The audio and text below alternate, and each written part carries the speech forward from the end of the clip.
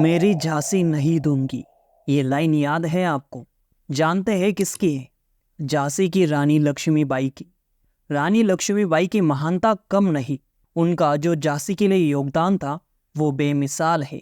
किंतु क्या लक्ष्मीबाई पूरे भारत की स्वतंत्रता के लिए लड़ रही थी? सोचो।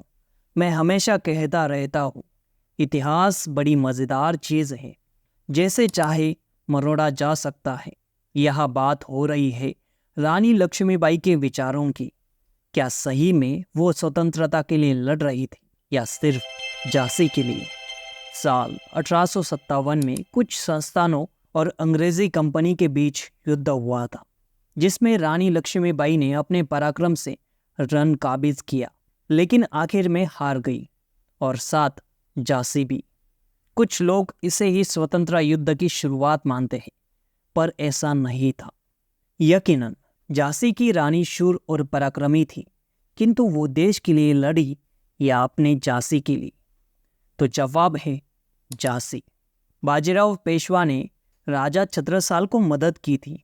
उसी के उपहार में मराठाओं को बुंदेलखंड मिला, जिसकी जहांगीरी लेवालकर घराने को मिली। ये जहांगीरी वही झांसी थी।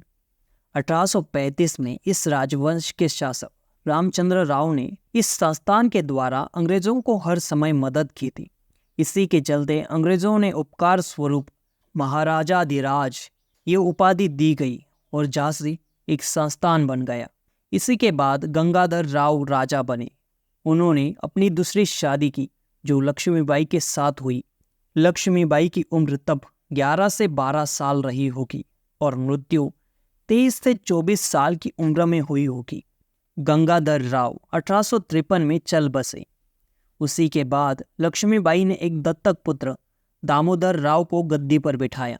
उसने बरजोर प्रयास किया कि झांसी और ईस्ट इंडिया कंपनी के संबंध अच्छे बने रहे और अंग्रेज झांसी संस्थान को मंजूरी देते रहे, पर ऐसा हुआ नहीं। 1854 में अंग्रेजों ने झांसी संस्थान खत्म कर दिया और लक्ष्मीबाई को 60,000 रुपये तनख्वाह मंजूर कर दिया। कहते हैं कि उसी वक्त लक्ष्मीबाई ने ये कहा था, मैं मेरी झांसी नहीं दूंगी। खैर, तब तो उन्हें किला खाली करना पड़ा और एक छोटे से गांव में जाकर बसना पड़ा। अगले 4 साल तक, यानी 1857 तक वो प्रयास करती रही कि किसी तरह अंग्रेजों को मनाया जाए और संस्थान वापस मिल जाए, पर ऐसा हुआ नहीं और आखिरकार 6 जून 1857 को पहला युद्ध छिड़ा और झांसी पर फिर से कब्जा कर लिया। बाद में अंग्रेजों से सौदा कर वे झांसी की देखरेख करने लगी। ऐसा अगले कुछ माह तक चला।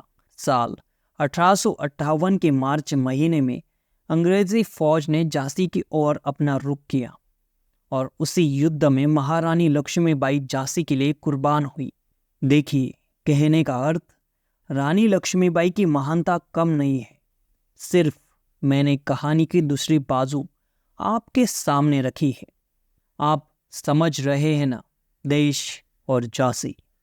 धन्यवाद। अगर आपको ये वीडियो पसंद आया तो वीडियो को लाइक कीजिए और ऐसे ही वीडियो देखना चाहते हो तो प्लीज़ चैनल को सब्सक्राइब कीजिए। मिलते हैं अगले वीडियो में।